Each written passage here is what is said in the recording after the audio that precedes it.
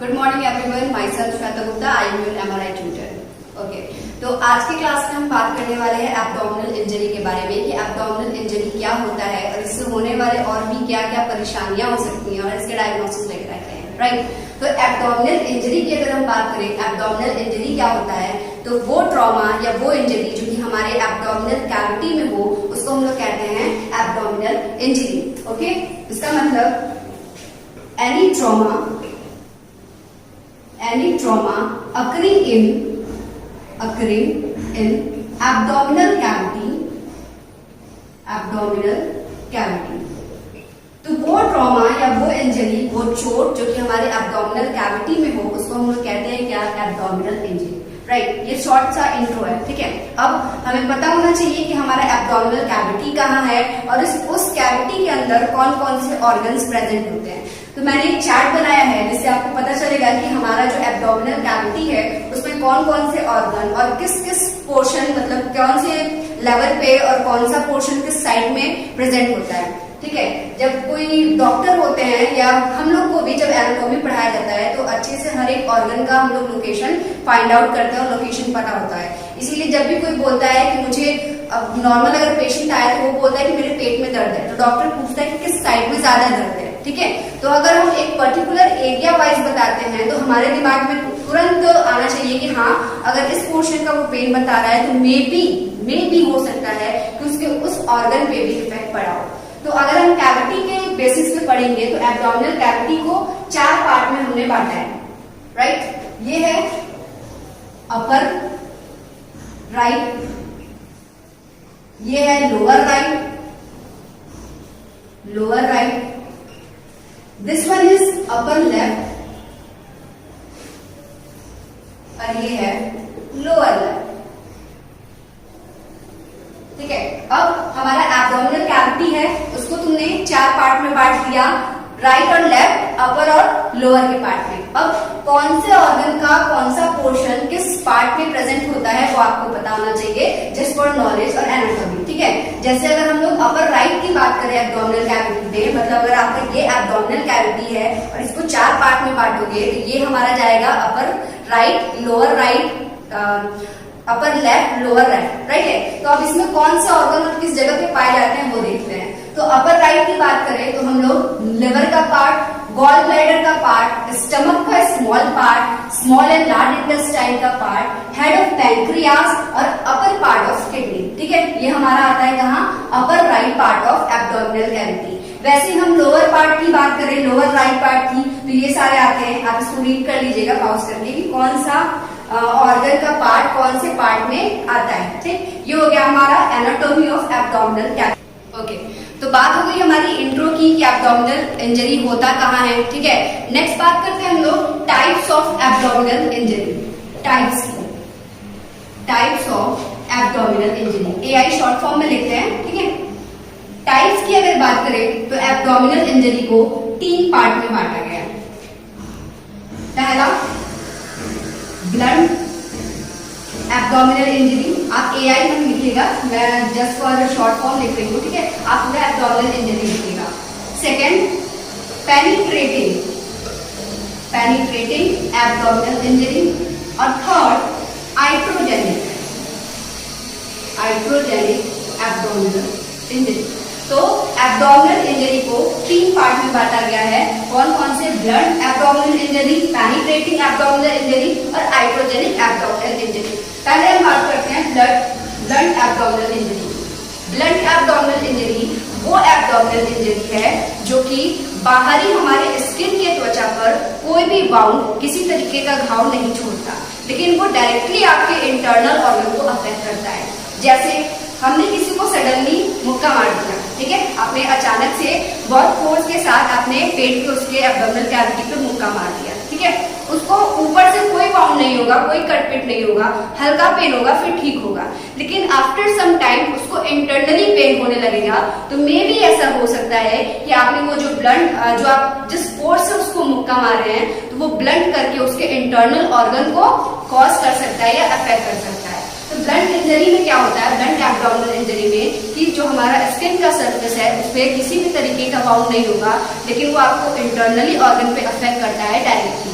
अब ये कौन कौन से कारणों से हो सकता है? पहला तो डायरेक्ट ब्लो, कॉज की बात करें तो पहला डायरेक्ट ब्लो। डायरेक्ट ब्लो मतलब अचानक से मुक्का मार देना या किसी के बल मतलब अचानक से पेट के बल गिर जाना, तो वो डायरेक्ट ब्लो, डायरेक्ट एक फोर्स ज्यादातर लग जाना, ठीक है। नेक्स्ट होता है MVA। 70 to 75% अगर ब्लंट इंजरी है तो वो MVA की वजह से है। MVA is motor vehicle accident. Motor vehicle accident में क्या होता है, क्या कभी कभी ऐसा होता है एक्सीडेंट जिसमें आप गिर जाते हैं और आपको उसमें नहीं समझ में आता है, मतलब एकदम ऐसा नहीं है कि आपका पूरा बॉडी पार्ट ही कट गया, लेकिन होता ये है कि ऊपर से आपको नॉर्मल लगेगा कि हाँ चलो ठीक है, गिर गए, उठ जाते हैं, लेकिन कभी कभी क्या होता है आफ्टर सम टाइम कि वो इंटरनली आपको पेन होने लगता है या बहुत से ऐसी प्रॉब्लम है जो कॉज कर सकता है, वो आपको बाद में पता चलता है। तो ब्लंट एब्डोमिनल इंजरी का पहला कॉज है डायरेक्ट ब्लो, दूसरा है मोटर व्हीकल एक्सीडेंट और तीसरा है फॉल, मतलब आप अचानक से अगर कहीं गिर जाते हैं तब भी आपको ब्लंट एब्डोमिनल इंजरी होने के चांसेस ज्यादा होते हैं। नेक्स्ट हम बात करते हैं penetrating abdominal injury.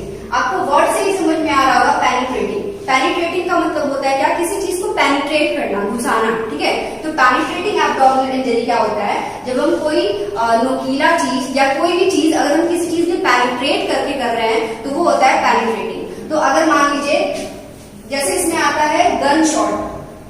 Gun shot क्या होता है, जब किसी को गोली लगती है तो वो जो गोली होती है नुकीली वो आपकी बॉडी के अंदर तुरंत मतलब पेनिट्रेट करती है, इंटरनली पेनिट्रेट करती है। तो उससे क्या होगा, हमारा जो स्किन है उस पर भी कटपीट होगा, उस पर भी वाउंड होगा और प्लस आपका जो इंटरनल ऑर्गन है वो भी होता है, ठीक है। अब पहले एनाटॉमी जो पढ़ा कि कैविटी के हिसाब से, राइट लेफ्ट के हिसाब से जो भी हमने बांटा है, अब जैसे कि हमें गोली लगा, गोली जैसे ही लगता है जिस पार्ट पे लगता है तो डॉक्टर को पता चल रहता है कि उस पार्ट में कौन सा ऑर्गन प्रेजेंट है, तो वो डायरेक्टली बिना टाइम वेस्ट किए उस ऑर्गन पे पहले फोकस करता है, राइट। तो ऐसे ही होता है। पेनिट्रेटिंग में क्या होता है, गन शॉट हो गया, स्टैबलिंग हो गया, मतलब किसी को चक्कू से मार देना या गन शॉट करना, कोई भी नोकीले चीजों से मार देना, तो वो क्या करता है डायरेक्टली हमारे एब्डोमिनल कैविटी में पेनिट्रेट होके अंदर तक घुस जाता है और हमारे स्किन पे वाउंड को छोड़ता है, साथ ही साथ इंटरनल ऑर्गन को भी हमारा इफेक्ट करता है, ठीक है। नेक्स्ट बात करते हैं आइट्रोजेनिक। आइट्रोजेनिक एब्डोमिनल इंजरी क्या होता है, ये वो इंजरी होते हैं जो कि हॉस्पिटल एक्वायर्ड, जिसे हम लोग नॉर्मली हॉस्पिटल एक्वायर्ड इन्फेक्शन भी जैसे पढ़ते हो वैसे आइट्रोजेनिक में भी होता है। इसमें क्या होता है, मतलब आपका कोई सर्जरी है या कोई ऑपरेशन है, ऑपरेशन किसी और चीज का है, लेकिन उसकी वजह से भी आपके अगर एब्डोमिनल कैविटी में इन्फेक्शन हो गया, पस बन गया या और भी साइड इफेक्ट की वजह से आपका एब्डोमिनल कैविटी में इंजर्ड हो गया, तो उसको हम लोग कहते हैं क्या, आइट्रोजेनिक एब्डोमिनल इंजरी, ठीक है। तो ये तीन तरीके के एब्डोमिनल इंजरी होते हैं, ब्लंट, पेनिट्रेटिंग और iatrogenic. Complication, complication of abdominal injury, right. तो कौन कौन से ऐसे कॉम्प्लिकेशन होते हैं एब्डोमिनल इंजरी, जैसे कि एब्डोमिनल इंजरी हुआ उससे तो आपको प्रॉब्लम हो ही रहा है, उसके साथ साथ और भी कौन से कॉम्प्लिकेशन हो सकते हैं एब्डोमिनल इंजरी में, वो पढ़ते हैं, ठीक है। इसमें सबसे पहले आता है haematoma, haematoma rupture. Haematoma rupture में क्या होता है कि नॉर्मली हमारे जो ब्लड वेसल्स होते हैं उनकी जो पावर होती है कि वो नॉर्मली हमारे ब्लड को रीअब्सॉर्ब करते रहते हैं, ठीक है, एब्सॉर्ब रीअब्सॉर्ब करते रहते हैं। लेकिन हेमाटोमा रप्चर में क्या होता है कि वो वेसल्स जो होते हैं वो ब्लड को एब्सॉर्ब नहीं कर पाते हैं और इसी को हम लोग कहते हैं क्या, इंटरनल ब्लीडिंग।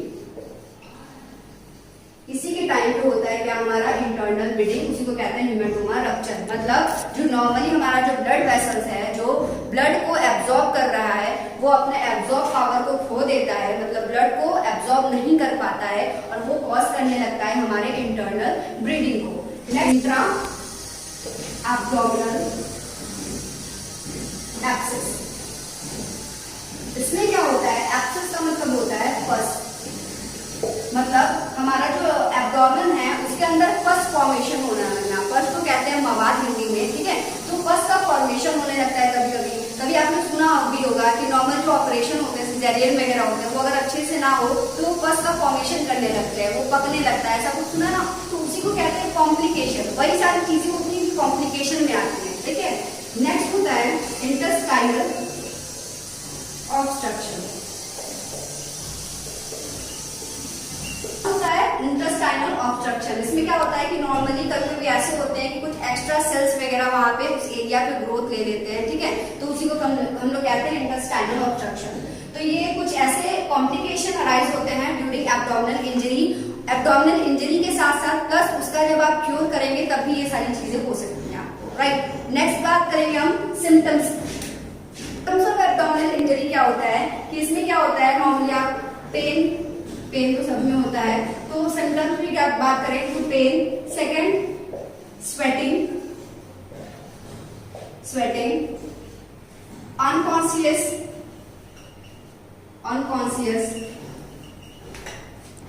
स्किन ब्लूइश या रेडिश,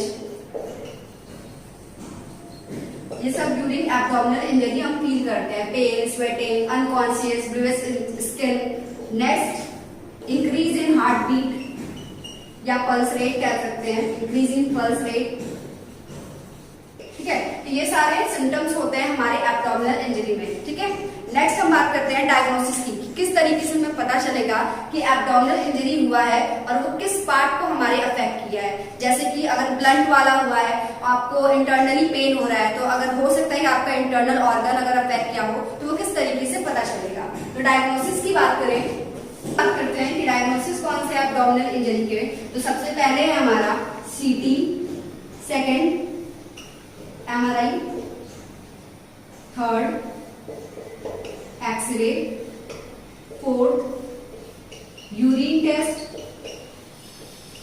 ठीक है। ये सारी चीजें हम डायग्नोस करके पता करते हैं कि हमारा कौन सा इंटरनल ऑर्गन अफेक्ट है या किसी लिक्विड वगैरह का, किसी अंदर हमारा जो जूस है उसकी कोई कमी है, उसकी वजह से हमको पेन हो रहा है, वैसी सारी चीजें। तो ये सारे डायग्नोसिस है जिनको हम परफॉर्म करके ये पता करते हैं कि एब्डोमिनल इंजरी एग्जैक्टली हुआ कहाँ है। प्रेफर करते हैं यूएसजी भी हम लोग ज्यादा ही प्रेफर करते हैं क्योंकि वो इंटरनली हमें बहुत अच्छे से चीजों को दिखाता है, प्लस ये कॉस्ट मतलब कम कॉस्ट में होता है, प्लस ये पेनलेस होता है, तो यूएसजी भी ज्यादा प्रेफर करते हैं। यूरिन टेस्ट क्यों करते हैं, अगर आपको इंटरनल ब्लीडिंग है, कोई ऐसा एब्डोमिनल इंजरी है जिससे आपको इंटरनली ब्लीडिंग है, तो इसमें क्या होगा, यूरिन टेस्ट में क्या करते हैं, यूरिन में हमारे कहीं ब्लड का कोई तो मतलब ब्लड की कोई कंपोजिशन तो नहीं आ रही है, तो यूरिन टेस्ट में यूरिन के सैंपल को लेके हम चेक करते हैं यूरिन में किसी तरीके का ब्लड नहीं ना आ रहा है। उससे क्या पता चलता है कि आपको कहीं ना कहीं अगर ब्लड आता है तो कहीं ना कहीं आपको इंटरनल इंजरी होने की आशंका रहती है। तो यूरिन टेस्ट भी हम प्रेफर करते हैं जब भी हमें एब्डोमिनल इंजरी बोला जाता है। स्टूल टेस्ट वगैरह होता है, यूरिन टेस्ट, ब्लड टेस्ट, बहुत तरीके के टेस्ट होते हैं, ठीक है।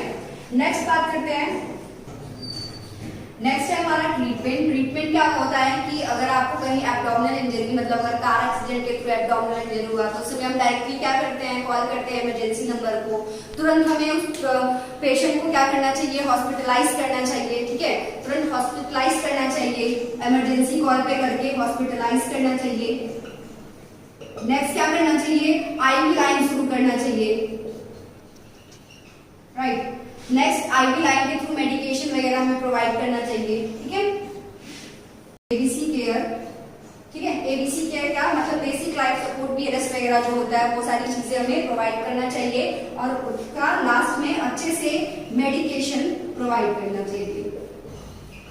तो ये है हमारा ट्रीटमेंट, ठीक है। अगर आपको कहीं एब्डोमिनल इंजरी फील होता है या आपको बहुत टाइम से लॉन्ग पीरियड ऑफ टाइम से अगर कहीं पेन होता है तो उसको कभी भी नेग्लेक्ट मत करो, क्योंकि कुछ चीजें ऐसी हैं जो कि हमें इंटरनली भी हो सकती हैं, जिसे हम लोग नेग्लेक्ट करते हैं कि कहीं गिरे ही नहीं तो चोट कैसा लगा, ठीक है। आप कहीं ना कहीं कभी ना कभी गिरे होंगे, वो आपको एक्सटर्नली बाउंड ना दिया हो लेकिन इंटरनली बाउंड कर सकता है, तो उस चीज का आप टेक केयर करिए।